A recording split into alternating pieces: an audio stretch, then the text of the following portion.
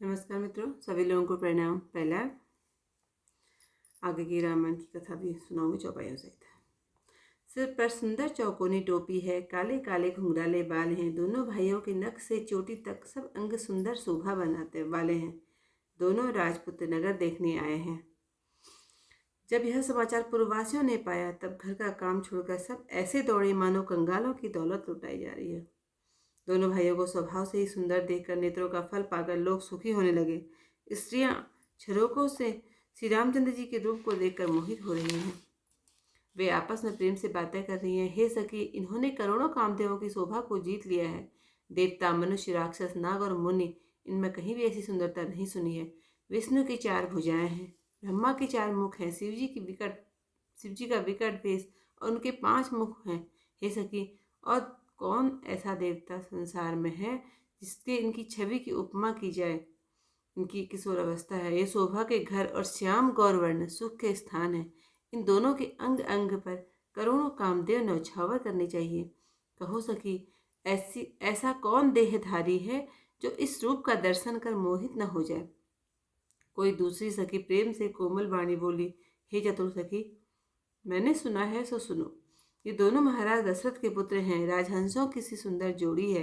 इन्होंने विश्वामित्र मुनि के यज्ञ की रक्षा की है और रण में राक्षसों को मारा है। जिनका श्याम शरीर और सुंदर कमल के समान नेत्र हैं, जो मारिच और सुबाह के अहंकार को दूर करने वाले हैं, जो धनुष बाण के हाथ में लिए हैं और सुख की खान है, वे कौशल्या के पुत्र हैं। इनका नाम राम है। जो गोरे रंग के किशोर अवस्था वाले सुंदर वेश बनाए और हाथ में धनुष बाण लिए राम के पीछे जा रहे हैं, उनका नाम लक्ष्मण है। सो सुनो, ये राम जी के छोटे भाई हैं, इनकी माता सुमित्रा है। ये दोनों भाई विप्र कार्य सिद्ध कर मार्ग में गौतम पत्नी अहिल्या का उद्धार करके धनुष यज्ञ देखने आए हैं। यह सुनकर स्त्रियां प्रसन्न हुई। राम जी की छवि देखकर कोई एक सखी कहने लगी, जानकी के योग्य तो यही वर है। हे सखी, जो इन्हें राजा देखे तो अपना प्रण छोड़ हट से जानकी का विवाह इन्हीं के साथ करें। कोई कहने लगे, इन्हें राजा ने पहचान लिया है, मुनि समेत आदर से इनका सत्कार किया है। परंतु हे सखी, राजा अपनी प्रतिज्ञा नहीं छोड़ेंगे। वह भाग्यवश हट से अविचारण ही धारण किए हुए हैं।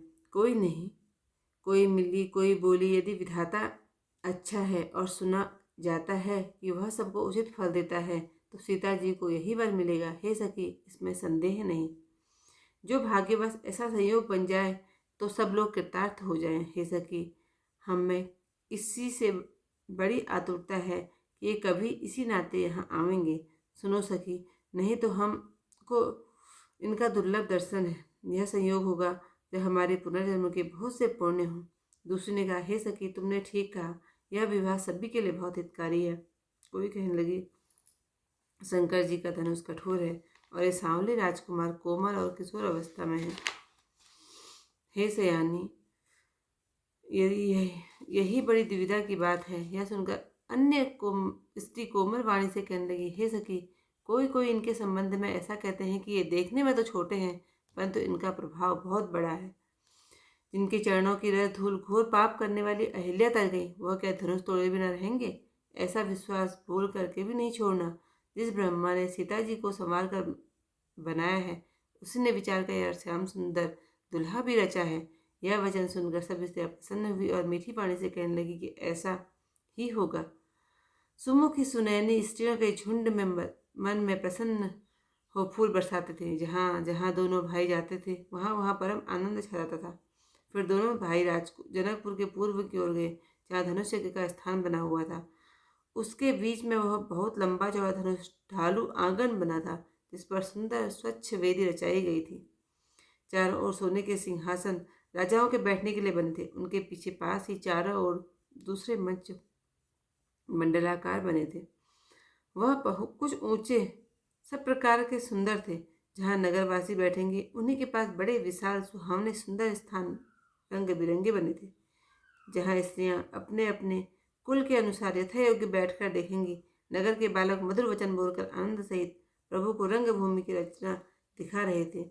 सब बालक इसी बहाने से प्रेम के वश होकर श्री राम जी के मनोहर शरीर को छूते थे और दोनों भाइयों को देख मन में प्रसन्न होकर रोमांचित हो जाते थे। यदि आज का अध्याय यहीं पर समाप्त। मैं चौपाइयों का भी स्मरण करूँगी थोड़ा सा।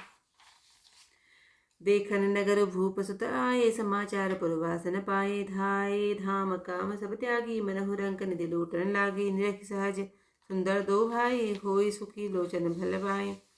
जुवति भवन झरो खन लागी, निरखई राम रूप अनुरागी, कहीं परस्पर बचन प्रीति, सखी इनको ही काम छवि जीती, सुर नर असुर नाग मुनि माही, शोभा असी कहूँ नियति माही।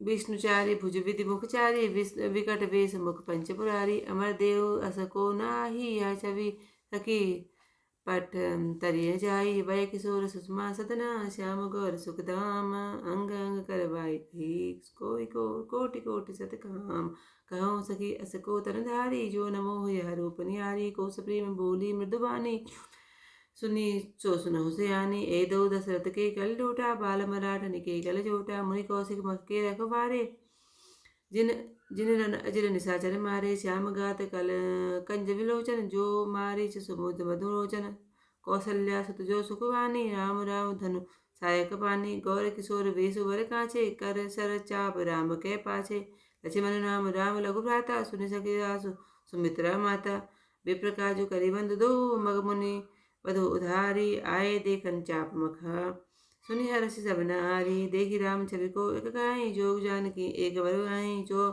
सखी इन्हीं देख नर ना हो, प्रण परिहरि हटि करहि विवाहु, को का ए भूपति पहचाने, पुन मुनि समेत सादर सन माने, सखी परंतु अनुराग न तजहि, विधि बस हटि अविवेक ही बजहि, को कहा जो बरहि विधाता, सबका सुने उचित फल दाता, जो जानकी मिले वर हूँ, नाहिन आली यहाँ संदेह, जो विधि बस अस बने संजोगो, जो कित कित हो सब लोगो, सखी हमरे आरती अति हताते, कब हो के एक आवयई बनाते, नाई त हम कहूँ सुनहु सखी, इन कर दर्शन दूरी, यह संकट तब हो जब पुण्य प्राकृत पूरी, बोलिया पर कहे हो सखी निगा ए आह अति हित सब ही का, को का शंकर चाप कठोरा, ए श्यामल मृदुगात बिचोर किशोरा, सब असमंजस आई सयानी, यह सुनि अपर कहे मृदुबानी, सखी इन्ह कहा को अस काही, प्रौढ़ प्रभाव देखत लगु आही, परस जासु पद पंकज धूरी, तरी अहिल्या कृत अघभूरी, सो कृत कहीं बिनु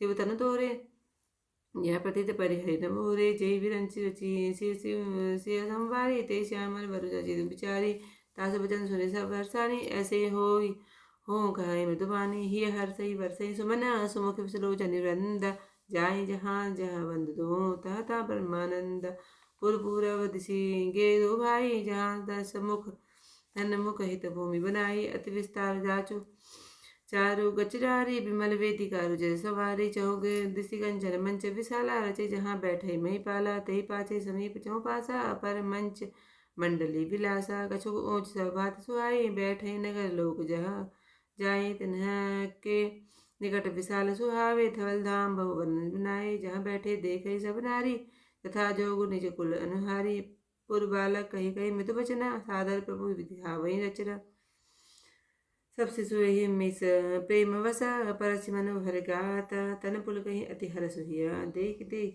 भ्रात सिया, भय रामचंद्र पद जय शरणम शंकर हरि ओम, जय जय सिया, मंगल भवन अमंगल हारी, उमा सहित जय जपत मन। बस यहीं पर समाप्त करती हूँ। कल को इससे आगे की चौपाई अर्थ के साथ अर्थ सही चौपाई सुनाऊंगी। धन्यवाद।